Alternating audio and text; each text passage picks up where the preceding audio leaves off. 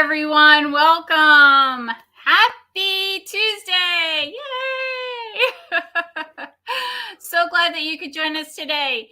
My name again, Christine Dykeman, and I am so happy to see you all. And hopefully, if you're not here in person and on live, you are listening to the recording or maybe even listening in your car as we are going through all the wonderful things about learning and development. Tonight's topic. So, I'd like to introduce to you tonight Frank Perez. Now, the power of LinkedIn and the power of networking is huge, and it is showcased tonight right here. How? Because that's how I met Frank. I didn't know he was around. I didn't know he existed. He didn't know I existed. And we met up on a networking call. So you just never know who knows who. But I am so happy that I have met Frank because he has some really wonderful knowledge and input that he has provided to me regarding learning and development. He is like the learning and development guru of all times. Like, he is so awesome. So at least he's on my pedestal. So I don't know. I bet you once you listen to him, he's going to be on your pedestal too. So definitely take notes, listen to him, see what he has to say, and connect with him because he is so great and he can give you advice and help and steer you in the right direction. He's going to give us some authors and some names of people to follow and maybe even some books to read to give us some more input on creating our own learning and development plan or even making it better if we already have one that exists. So, all right, Frank, take it away. It's all yours. Woo!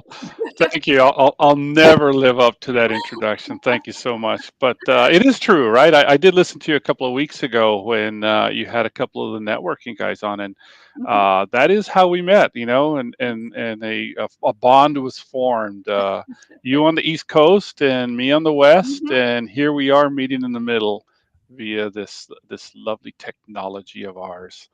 So something good that came out of COVID, right? oh, wonderful. Yeah, wonderful.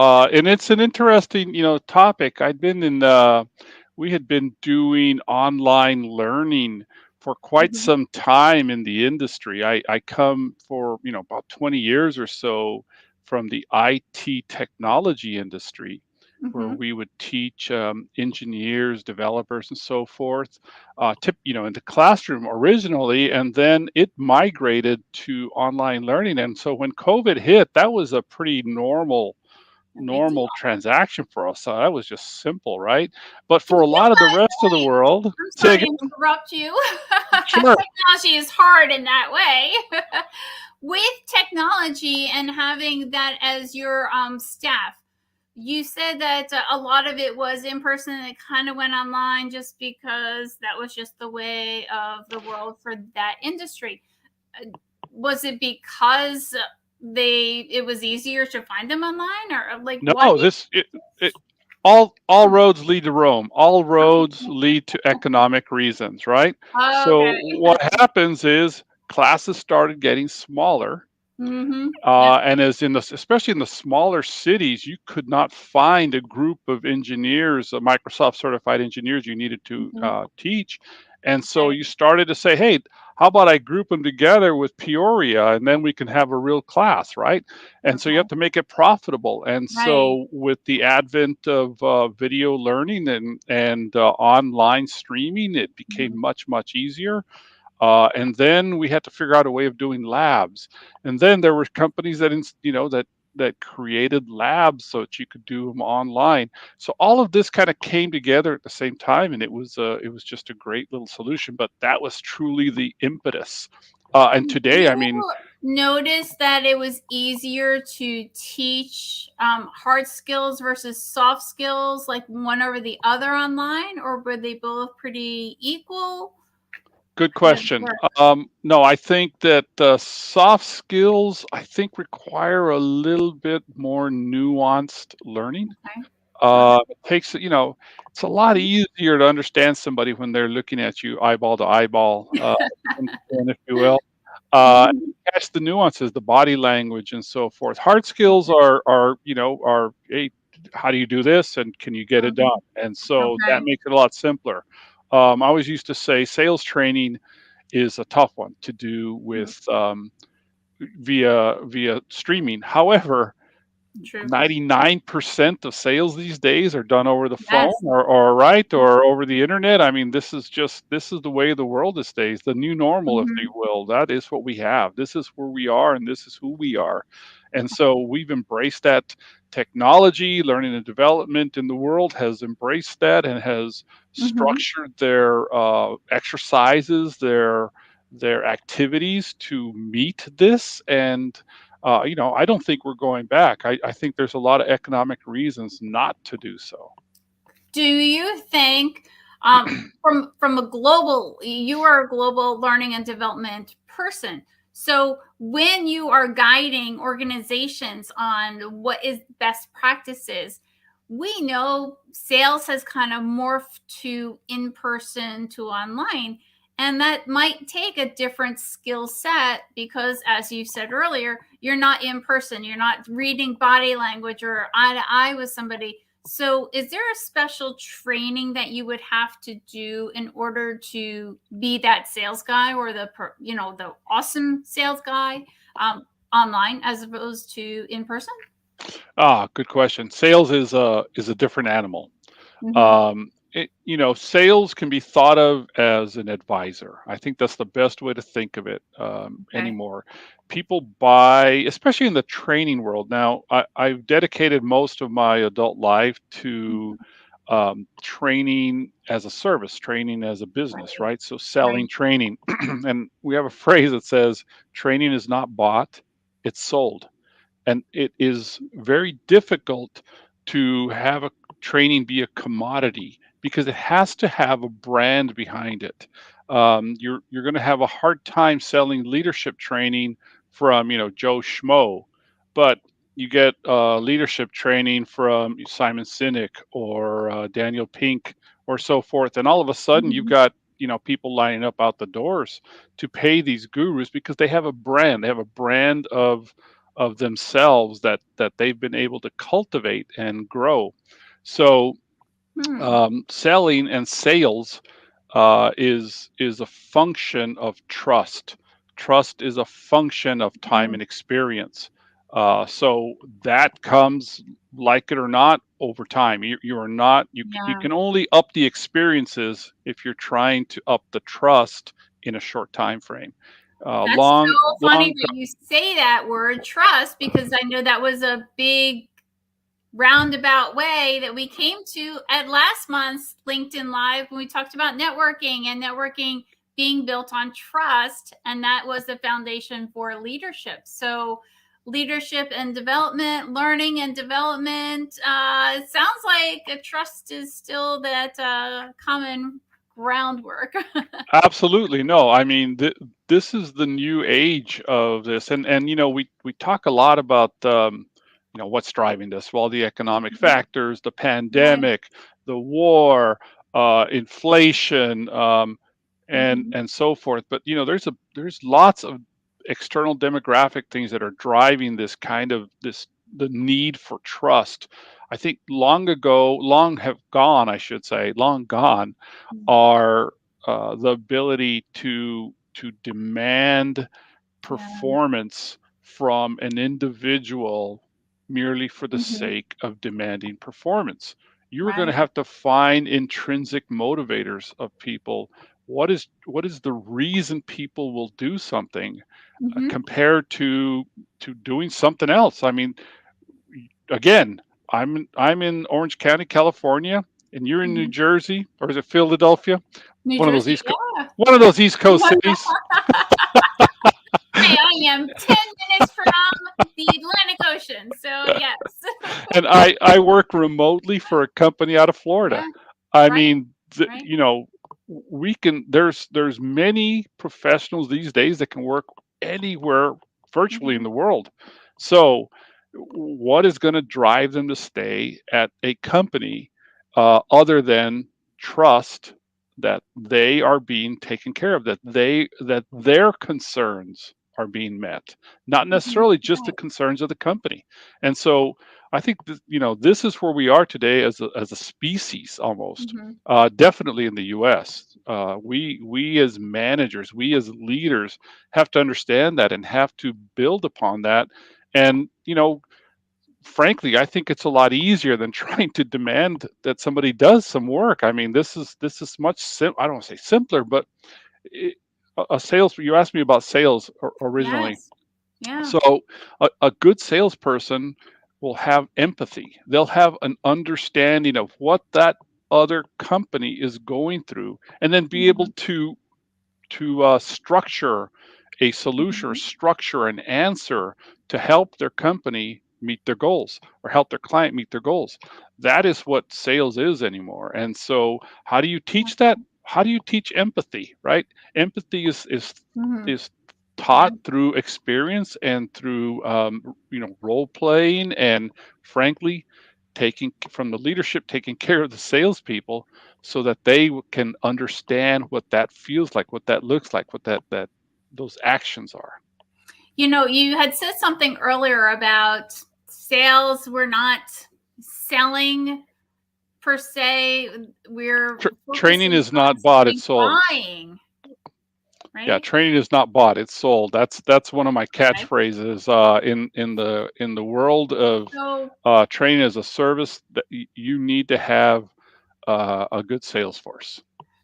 so how does that come into recruiting or Ah, employee engagement? I mean, if they're like not a salesperson, they're working a manufacturing line, or they're an office manager, or they are an accountant. Like, how does sales have anything to do with their job? well, again, in any time we have a position or we're going to start a position, we're in the Mhm. sales game.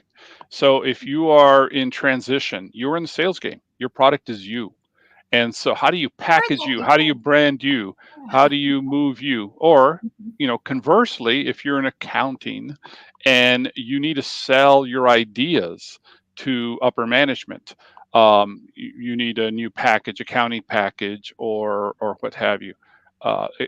Everything, day one is sales. I think somebody said that sales is the second oldest profession, and it's true. Mhm. Yes.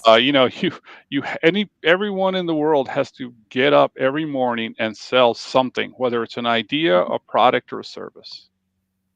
I love that. I love that. And that's absolutely true. Um, I'm trying to. I've been doing a lot of reading about learning and development, and a lot about, just as you said, there's so much going on around us as far as recruiting and unemployment being low, and two jobs for every one person, and nobody wants those jobs. And what do you do, and how do you keep the employees that you actually have, and maybe make them better, as opposed to a lot of companies are holding on to employees because they don't want to let them go, but yet they don't want to keep them because they don't have anyone to replace them. And well, instead of replacing them, maybe you should just make them better so that they're excited to be there and they do what you need them to do for bottom line. Like, I feel like we're just talking in a big circle. hence the hence the title of our topic tonight, which is the Yes. upskilling is the new ping pong table, right? Yes, I absolutely. I got that idea because I had joined the company a while back, and they were so proud that they had a new office and it had ping pong tables, and you sit Mhm. there and go, yeah, but it's the same management structure. Yeah, This is right, not the right. problem. Is not that there were no ping pong tables. The problem is Mhm. the management structure and the ability to build one's career, build one's goals. And so we talked about recruiting. I started talking about the demographic changes in just the country itself. Yeah. Uh, I think it's I think at this point, millennials have now become the largest part of the workforce. Right? I Yes. mean, it's hard to believe, but that is where we Mhm. are today. Yes. Right? As Mhm. as we've gotten older, so have they, and now they are driving the workforce. Mhm. Millennials have grown up with a lot of things that we didn't grow up. So, Christine, I don't know what it was like on the East Coast, but here on the West Coast, where I grew up, I should say I grew up in southern New Mexico, so it doesn't count as West Coast. It's kind of more of the desert. It's still further west than me. So, things were different. We didn't have internet growing up. My son We didn't. just started college. He's had a phone for I don't know how long now. We had one phone in the middle of the kitchen. That's what we had, right? I mean, Yeah. was a different world. They've grown up in a different world. They have grown up with cheap capital. Interest rates have been low forever. Yes. The ability to build on that is build a company off of cheap capital has been simple. Right. And so all of that is changing. And so, we as leaders, I mean, we have to understand that this is a different world than what we grew up with in the workforce. Our leadership styles have to change. So to retain, to grow people is a part of upskilling. It's a part of keeping people and helping them grow into careers that they are looking for.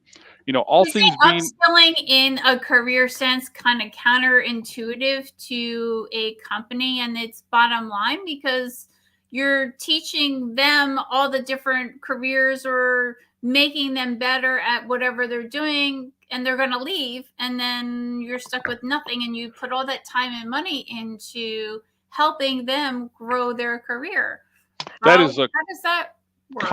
common objection in the world. I mean, to training, common objection. But yet every study shows that after benefits, training and the ability for me to grow my career is the most important skill set that somebody joins a company for. Yeah. So, who's not having trouble attracting people? Amazon, Google, some of these companies that You mean the people invest. that are actually doing that, what you just said? Bingo. Companies that are giving, Google has this great, phrase. They give everybody one day a week to just work on any project they want, right? Whatever project they want to work on. I mean, that is so impressive. The company I work at gives us 5 hours a week to work on ourselves, and so those type of benefits are so attractive to the workforce today. Why? Because I can improve myself, I can improve my job, I can improve my employer, and that shows. I mean, again, study after study has shown that type of benefit is a high level of retention as opposed to the opposite effect, which is what most managers fear. If I invest in this person, they're going to get so skilled, they're going to go find a different job. And the answer is yes. You know what? They might. But guess what else they might do? They might drive your company's productivity higher. Yes. Who doesn't want that, I right? heard reading articles and attending different webinars on that exact subject that people have gotten better at their careers and expanded that skill set and left and have worked in a different company for 2-3 years, but then boomerang back to that original company and brought with them all that experience as well as the knowledge and skills and made the company even better. So let me give you another one. Definitely an upside to all of that. Oh, for sure. Let me give you another one, Christine. So let's say that a person leaves. Let's say a senior accountant or something, senior business analyst. You're likely to pay more, Right. not including the recruiting fees. Yeah. Likely to pay more in salary to bring somebody else in to replace that person. So why wouldn't you invest in trying to help that person reach their career goals? Not everyone wants to be a CEO. I think that's maybe a fear that some of the CEOs have had in the world. But not everyone wants to be a CEO. Some just want to be better at what they do. So Colleen had said, and I think it's a good question. What if you don't even train them and they actually stay? Then what? Colleen should be in sales. That's exactly the right response Makes to somebody that she may be, right? That's the exact right response to people who object to the training costs involved. Wow, what if you don't train them and they stay, right? And guess Well, what? I Then think you're that out of goes back business in a few years. to if we don't educate anybody, then what's the worst that would happen, right? There's no education. So, isn't there like a negative to that as opposed to actually Well, teaching?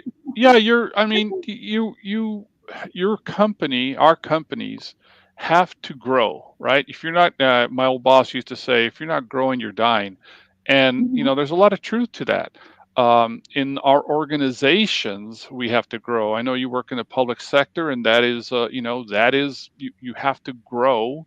You have to get Mhm. better at what you do. You have to become more Right. efficient, because we are always going to be fighting for resources. All of us in business, all of us in organizations, all of us in L&D. You have to compete with other parts of the sectors of other businesses for those resources, for those scarce resources. And when you can show some ROI, and the ROI in my mind would be things like less turnover, Right. less recruiting costs. If you can Mhm. show that, well, you've got your ROI. Now that goes hand in hand with the rest of the HR functions. Don't get me wrong; that has to Mhm. you have to work with that. But Right. man, I just strongly believe that as leaders, if you don't know the career ambitions of your personnel, you're doing management wrong. So, as Colleen was saying, if you don't train them and they stay, then if they're staying, that probably means that they are not interested in training, or you've asked and they don't want it, or you never asked and they're not motivated. Like, what do Well, you? if you, I think what Colleen is saying is that if you don't train and they stay, your company now has untrained personnel, right? Uh-huh. That's what Yeah. that's what Well, you. that goes back to the education. No, no.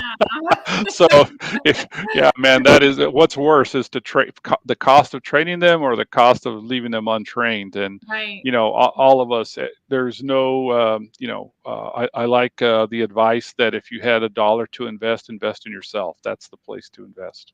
I like that. If you had a dollar to invest, invest in yourself. I think I'm gonna have to steal that one. I like that. Ah, they're all yours. I'm sure mine are stolen somewhere. Don't get me wrong. All right, all right. So with training, we talked about it's not the ping pong table, it's the training. And what are the top 5 ways to implement? So if you're talking about a company that doesn't really have a formal training and yeah, it's hit or miss, or oh, well, this is how you use the new corkscrew at my restaurant, or this is, the new bottle of wine. Let me tell you a little bit about that. So that's kind of like immediately showing an ROI, whether you learned or whether you didn't, and how much you're selling and how much you're not. So, how do you feel about that? Like, where does that fall into play? Well, I think that at the end of the day, we all work um, for a purpose, right? It's easier to sell someone on staying with your company if you can give them an idea of what the purpose of your organization is.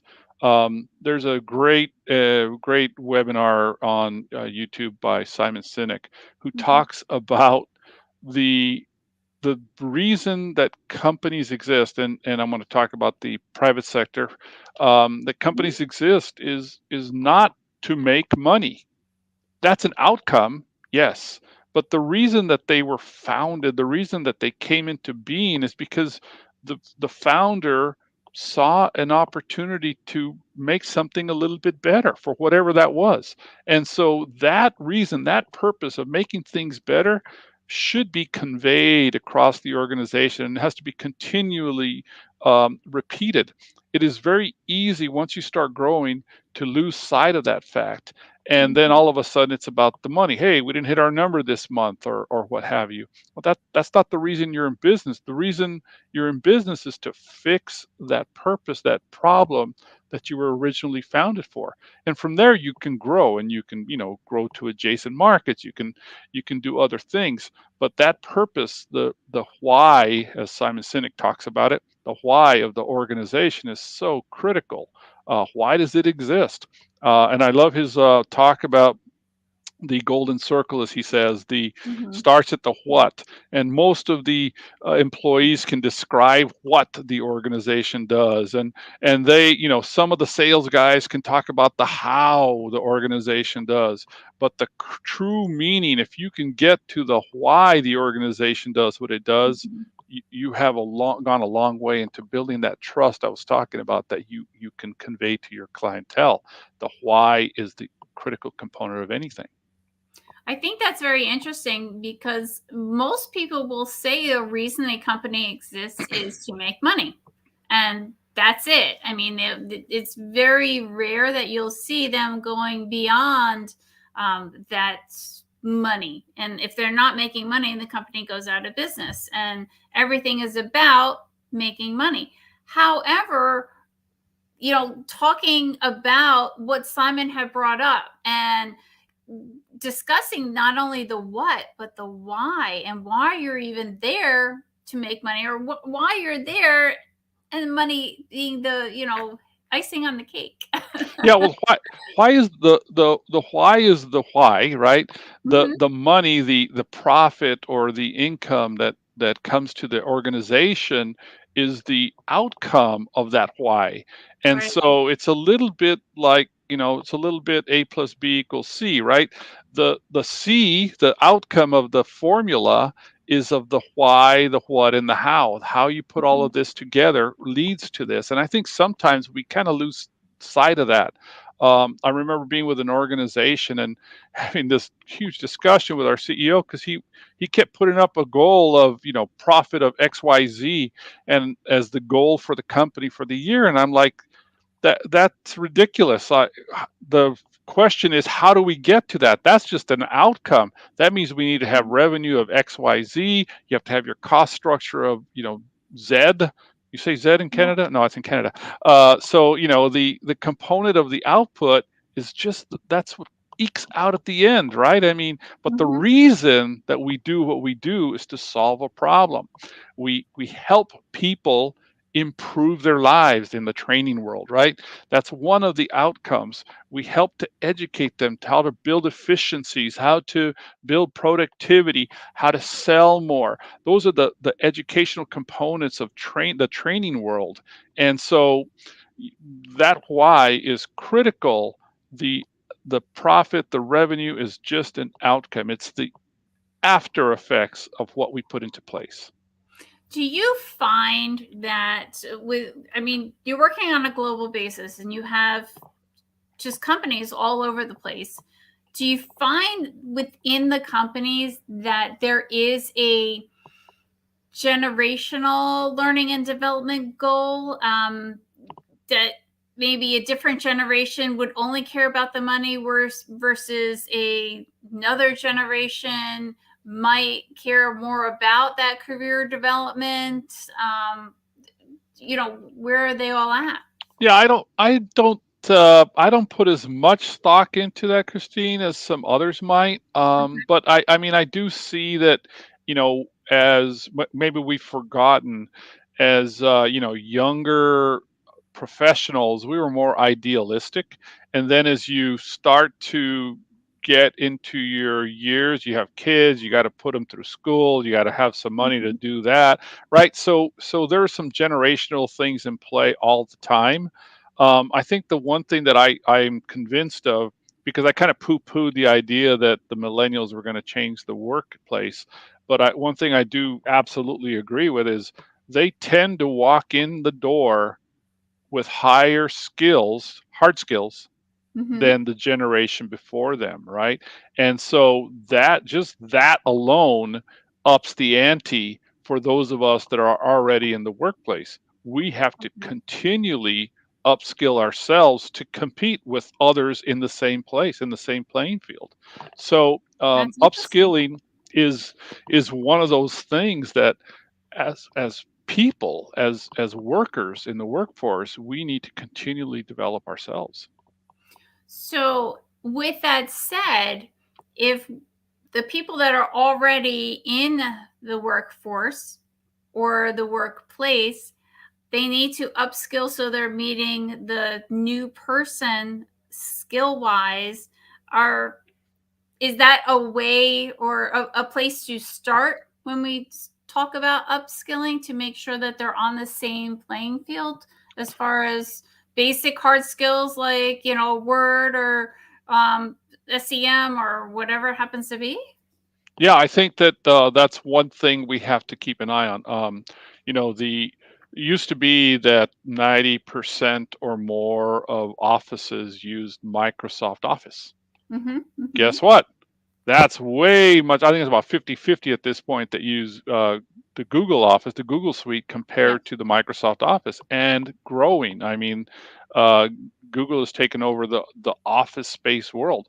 right. In addition to that, there's productivity tools all over the place that are nuanced, right?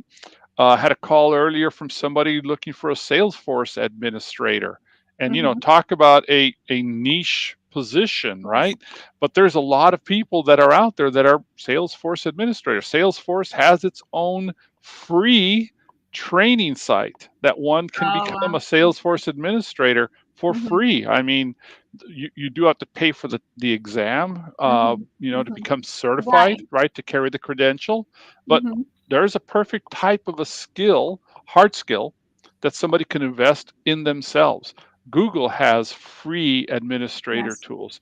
If you're a Mm-hmm, power user in LinkedIn, plenty of training that you can mm-hmm, invest mm-hmm. yourself in.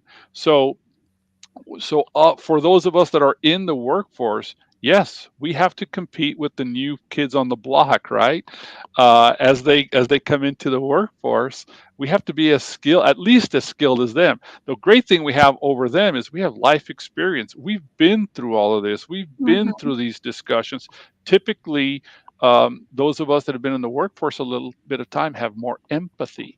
We can understand what people are coming across the table from us with their challenges, right? We've heard these Yes. stories before. Mhm, mhm. When you become a manager and you have a young person come into your office with, this is problem, a big problem. Oh my goodness, da, da, da. It's like, yeah, I've been there before, right? And we get it's like, don't worry, we're going to fix this. It'll happen, and it's going to happen more than once. So yeah, Okay. those are the fun things in our life as we go through it. But yeah, I do think that, Christine, that we have this generational kind of Yeah. forgetfulness of what it was like to be brand new, and Exactly. we're willing to do anything. But yeah, the big challenge is on the technology side, the hard skills. They're walking in with things we didn't have. So is that a place that a lot of companies should look into beginning those basic hard skills or what is considered basic? How would they learn where they should begin to implement Um, some kind of upskilling of their That's skill? a really, really good question. I think that, the very first thing that any company should do is really look at itself and say, where do we have our holes, right?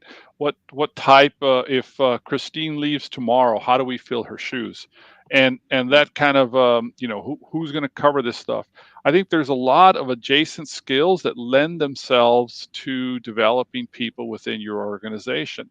And Mhm. for us, you can give small bonuses. It doesn't have to be huge raises, but people, the intrinsic motivators that we all have far outweigh the extrinsic motivations that companies think they need to provide. Like ping Um, pong tables? like what's that? Like ping pong tables? Like ping pong tables. Well said. Extrinsic motivators. Yeah. Uh, Again, if you guys want to spend 20 minutes watching Daniel Pink talk about extrinsic versus intrinsic motivation, well worth the time. He's a funny, funny presenter, and he talks, great about the ability of the intrinsic motivators far outweighing the extrinsic motivations that employers think they need to provide. And not that it's an opinion, it's a fact. Yeah, right? As he I know. says, It's just, yeah. this is Mhm. this is a fact. There have been study after study after study, and somehow management leaders still think the right way to approach all of this is with a carrot and a Yeah, stick, and yeah. it those days are gone. We no longer reward people for how many turns of the wrench they took in a day, right? So if We we're talking about changing mindsets, we're talking about we're no longer in the age of carrots and sticks. Do we need to then, instead of focusing on our staff, our line level employees, but maybe focus on training our management uh and yeah, new I mean, ways to think in order to get the staff motivated and engaged so that we can retain them? yeah, I think that that's a good place to start. I would use the term educate rather than train. I don't think Okay. that, yeah, I don't think that, again, we're educating the leadership on Hmm. what drives performance. And what drives performance, again, is trust and an Hmm. ability to understand the intrinsic Right. motivations of each of our personnel. And that takes the Yeah. ability to have empathy or empathize with the worker. What is it Mhm. that's driving them? Why are they there? And again, being able to communicate. Oh, communicate. I was reading in some article that communication is the number one skill on LinkedIn that everybody is looking Me for, right? too. Yeah. So communicate, how to communicate the purpose and reason for being of the organization. Those are all good skills. So if you're looking for engineering talent, a lot of times engineers rise to a management level, Mhm. and they tend to be more introverted, so they tend to feel uncomfortable communicating. Well, there's a hard skill that we can invest in, right? Helping them with public speaking, helping them um, with with forming ideas and expressing them, and with receiving feedback and communicating and active listening. All of those types of soft skills are critical for management. And so if an engineer moves up from a hard skill to a management role where those type of soft skills are needed, absolutely, is those are the type of things that we can invest in. So is that something that is what you would consider required training, or maybe that engineer likes the way he is and he doesn't want any part of public speaking or what, or communicating, to everyone? He's okay with just putting his head down, doing his job, and going home, or Absolutely nothing wrong. closing the computer, he's Absolutely working from home. nothing wrong with absolutely nothing wrong with that. And that is a big, again, as I was saying, maybe I should write a book. Not everybody wants to be the CEO, right? Right. So knowing that, what is driving this person? What is it that is their motivation? And we as leaders have to know that. That person, Right. and I can, by the way, ask any VP of sales out there in the world, and they're going to tell you a horror story about when they promoted their best salesperson to sales manager and Yes. how terrible that was for the organization and for that person, right? I have Because heard that too. Oh my goodness, and I'm not even in sales. good salespeople have good sales techniques, and that's what they want to do. That's what drives them. Achieving Mhm. that goal, beating the other guy, Yeah, competition. yeah. That's what drives them. That's their intrinsic motivations, right? So when they become sales managers, and now they have to take a step back. They're no longer on the stage. They're now Mhm. part of the, building the culture, keeping the team together, motivating the lower performers, coaching them. Yeah, that isn't their skill set. So they do terrible and they fail. And Yeah. so, yeah, I mean, that is a common problem in organizations is we don't know what is driving a person and what their ambitions are. Mhm. Conversely, if that salesperson wanted to become a VP of sales and they wanted to grow into that, well, then we should help them along. And we as managers should want to do that for them because that helps our company. That helps our company perform better. Right, right. Oh, absolutely. Well, we have, some people have that 10-person company and some people have that, 2,000-person company, and sometimes it's even bigger than that. And you've got little subsets and departments and several department heads, and just knowing where to go. I mean, that would take a lot from the, a learning and development team to figure out who needs what kind of training and where to focus on those areas. And instead of having 10 ping pong tables, then maybe we do focus on this and that instead. But it all comes down to asking the staff, what do they want as far as upskilling and training, and what would make them better at their job? Is that what you're saying there, Frank? Yeah, I think that, the annual survey or the annual kind of gut check Mhm. so forth, whatever the company wants to call it, I think is an important factor. But the Mhm. more important factor would be to have, regular meetings with the management team, the people Yeah. that manage the line workers, and just ensure that they are building their skills at understanding their people and Okay. their people's intrinsic motivators.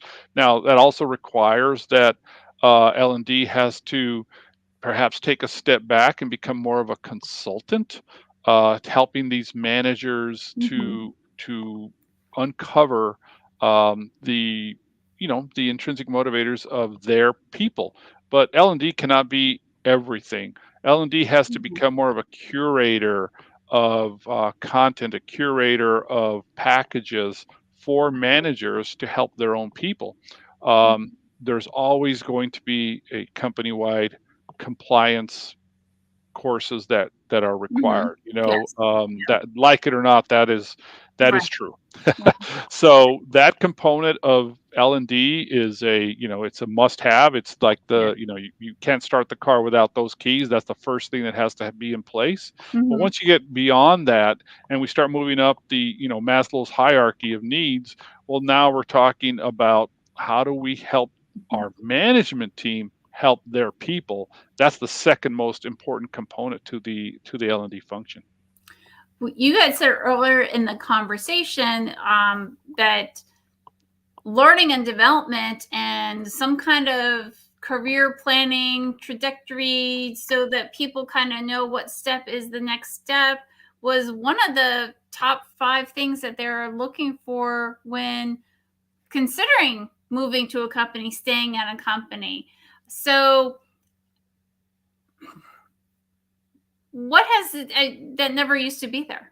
Yeah, no, it's Never right. did. Yeah, because yeah, again, that's the millennial mindset, right? They want to be promoted quickly. They want things to happen fast, because that they saw their folks suffer through 10, 12 years of the same position and never go anywhere. And so they want to make sure that their company's going to take care of them. Are they going, or is this a place I can grow? And if it's not, I need to find another place.